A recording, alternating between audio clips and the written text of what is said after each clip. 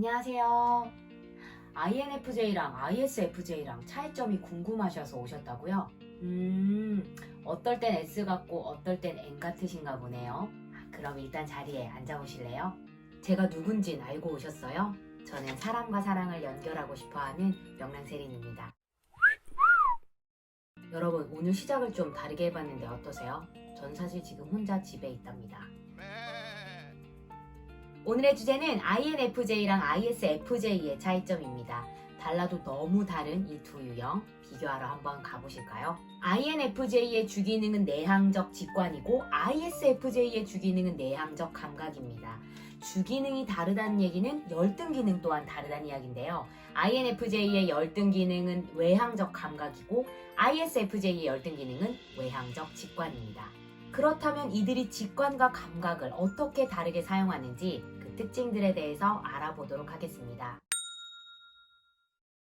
먼저 내향적 직관형들의 특징은 다음과 같습니다. 내향적 직관형을 주기능으로 사용하는 유형은 INFJ와 INTJ가 있는데요. 이들은 근거가 없는 것처럼 보이는 어떤 사실에서 통찰력을 발휘하여 정확한 결론에 이르는 모습을 종종 보여줍니다. 그래서 뭔가 이들의 주장은 증거가 부족해 보임에도 불구하고 정확하게 사건을 인식하고 있다는 생각을 들게 하는데요. 그 이유는 아마도 이들이 어떤 사건이나 상황에 내재되어 있는 패턴들을 아주 잘 파악하고 연결짓기를 잘하기 때문일 겁니다. 정말 신기하네요. 이런 내향적 직관형의 특징들은 이들의 의사소통에도 잘 반영이 되는데요. 말하자면 이들은 대화를 하는 가운데서도 그 대화 속에 숨겨진 의도나 의미를 해석하려는 사람들이라고 할 수 있습니다. INFJ들이 대화를 할 때 대화를 나누고 있는 상대방의 의도와 가치 등을 중요하게 여깁니다. 어떠세요? INFJ의 주기능을 설명드렸는데 본인이 INFJ인 것 같으신가요? 사실 방금 말씀드린 INFJ의 의사소통의 특징과 ISFJ는 아주 큰 차이를 보입니다. 내향적 감각을 주기능으로 사용하는 유형은 ISTJ와 ISFJ가 있는데요. 내향적 감각을 주기능으로 사용하는 사람들이 가장 중요하게 여기는 것은 바로 과거의 경험입니다. 이들은 일을 할 때 과거의 경험이나 현재의 경험의 세부 사항들을 적극적으로 비교하고 그 경험을 기반으로 대화를 하는 사람들입니다. 그리고 이들은 자신들의 몸에서 일어나고 있는 감각적인 부분에 아주 민감하게 반응하는 사람들이죠. 감각적이기 때문에 실제로 일어나는 몸의 변화를 민감하게 반응할 수밖에 없겠죠.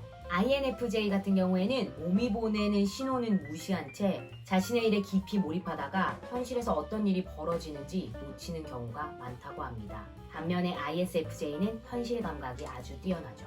그리고 이들은 현상을 있는 그대로 관찰하는 사람들이지 그 현상 이면에서 어떤 일이 벌어지고 있는지는 잘 생각하려고 하지 않습니다.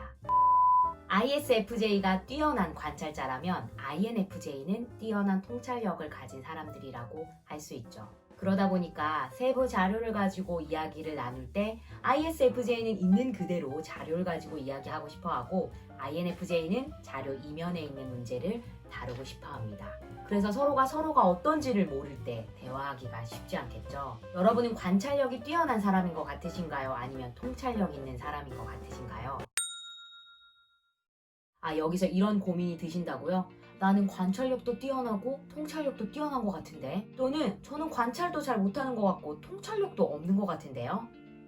여러분, 자기 자신을 발견하려고 할 때는 정말 뛰어난 통찰력을 가진 사람과 정말 통찰력이 없는 사람 그 사이 어디쯤 본인이 위치해 있는지 그걸 가늠해 보시는 것이 좋습니다. 마찬가지로 뛰어난 관찰력을 가진 사람과 그렇지 못한 사람 사이 어디쯤에 본인이 있는지를 한번 가늠해 보세요.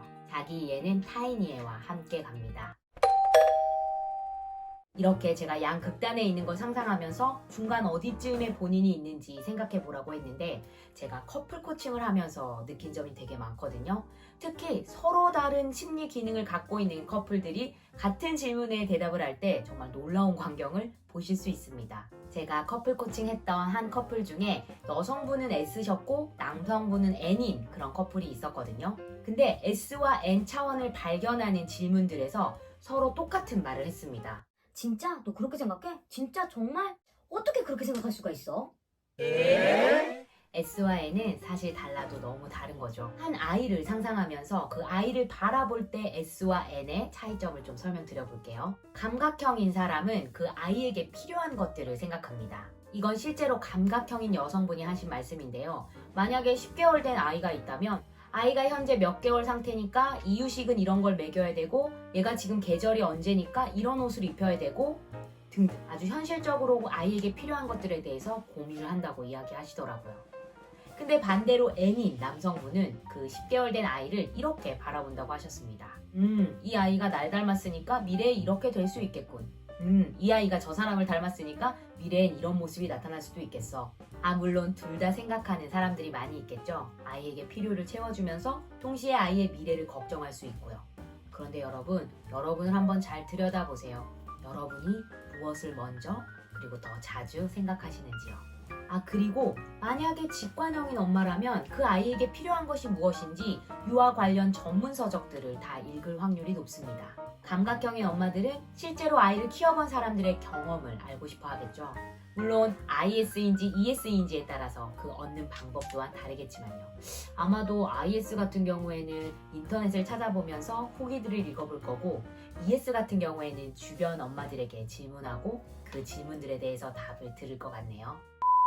INFJ의 주기능과 부기능이 만나면 다음과 같은 특징이 있습니다. 즉, 내향적 직관과 외향적 감정이 만나면 이런 특징들이 나타나는데요. 이들은 의미를 추구하는 경향을 보이고 관계나 정서, 감정을 잘 파악하는 통찰력을 가지고 있습니다. 독립심이 강하면서 동시에 동료애를 중요하게 여기고 배려를 잘하는 유형이라고 할 수 있죠.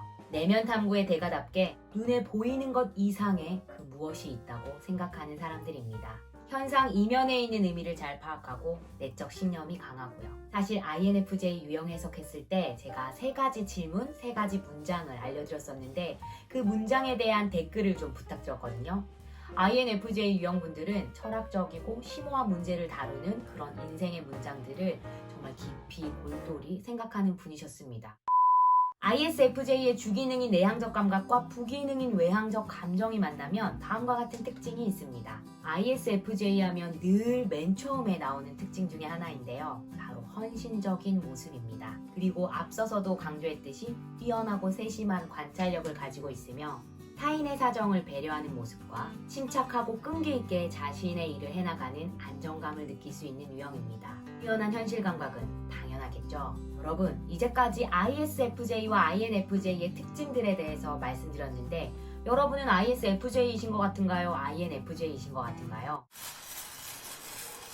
이번에는 열등 기능을 비교하면서 스트레스를 어디에서 받는지 그리고 스트레스를 받았을 때 어떤 현상이 나타나는지 간단하게 들려드려 볼게요. INFJ는 이럴 때 스트레스를 받는다고 합니다. 세부사항, 특히 외부 세계의 세부사항을 다뤄야 할 때 이들은 스트레스를 종종 받는다고 하는데요. 이들의 열등 기능인 외향적 감각이 이래야 되기 때문이겠죠. 예를 들어서 INFJ가 어떤 병을 얻어서 아프게 되면 이 사람들은 자신의 병에 대해서 아주 과도할 정도로 세부사항에 집착하는 모습을 보인다고 합니다. 자신의 병과 관련된 모든 의료 서적들을 다 찾아볼 확률이 높고 본인의 입장에서는 본인의 병을 알고 그 병을 낫게 하기 위해서 자료들을 조사한다고 생각하겠지만 외부에서 바라보기에는 너무 극단적으로 본인의 일에 대해서 몰두하는 것처럼 보일 수 있습니다. 즉 자신의 열등 기능인 외향적 감각에 사로잡히게 되면 이들은 외부 세계의 자료에 압박감을 느끼면서 그 자료를 통제하고 싶은 마음에 모든 것을 섭렵하려고 한다고 합니다.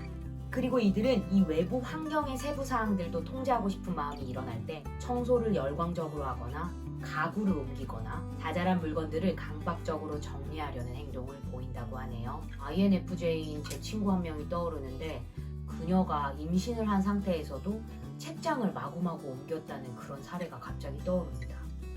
책장을 옮겨서 집은 인테리어가 멋있어지긴 했는데 혹시 그녀가 그때 스트레스를 받고 있었던 건 아닌가 생각해보게 되네요. INFJ 같은 경우에는 또 시끄럽고 비조직화된 업무 환경, 기준과 원칙을 무시하면서 속임수를 눈 감아달라는 어떤 그런 요청을 받았을 때 극심한 스트레스를 받을 수도 있다고 합니다. 그리고 이들은 스트레스를 받았을 때 자신을 돕지 않는 사람들에게 사실을 근거로 왜 자신을 돕지 않느냐며 비난하고 만약에 옆에 비난하거나 공격할 사람이 없을 때는 비난의 편지를 쓰기도 한다고 하네요. 스트레스 원인과 스트레스를 받았을 때 나타나는 현상을 들어보시니 어떠신가요? 여러분은 INFJ이신 것 같으신가요?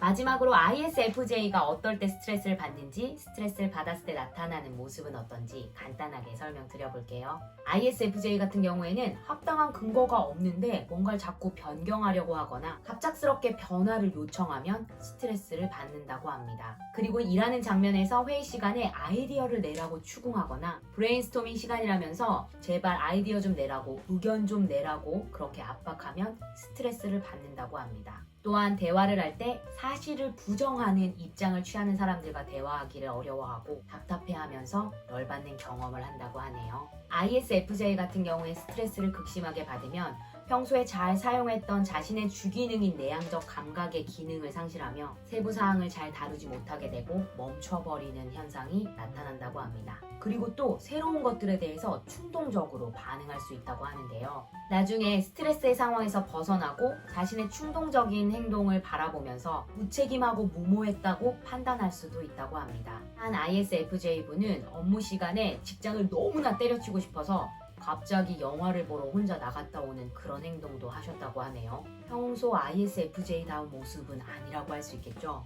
또 고가의 물건을 사려고 할 때 너무 많은 정보를 모으다가 충동적으로 아예 자신이 모았던 정보에는 있지도 않았던 새롭고 더 비싼 물건을 질러버리는 경우도 있다고 합니다. ISFJ가 스트레스에 빠지면 열등 기능인 외향적 직관이 왜곡된 형태로 나타나는데요.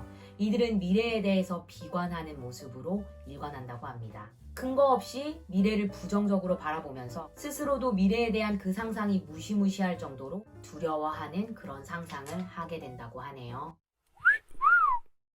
어떠세요? 여러분은 스트레스를 받았을 때 세부 사항에 극도로 집착하는 편이십니까? 아니면 비극적으로 미래를 상상하게 되십니까? 어떤 게 여러분을 잘 나타내는 특징인가요? ISFJ인지 INFJ인지 질문 주셨던 분들, 여러분 어떤 유형이신 것 같으세요? 제가 지난 영상에서 스트레스 대처법 궁금하시면 요청 주려고 하셨는데 현기증 나신다면서 기다리고 있다고 하신 분이 계셨는데요. 비교 영상 시리즈를 잘 마무리하고 바로 모든 열등 기능의 스트레스 원인과 나타난 현상 그리고 대처법에 대해서 잘 기획해서 영상 만들어 보도록 하겠습니다. 그럼 오늘은 여기까지 하고요. 우리 다음 영상에서 또 만나요. 오늘 하루도 명랑하세요. 안녕. 아까 제 방에 오신 안녕히 가십시오. 다음에 또 봐요.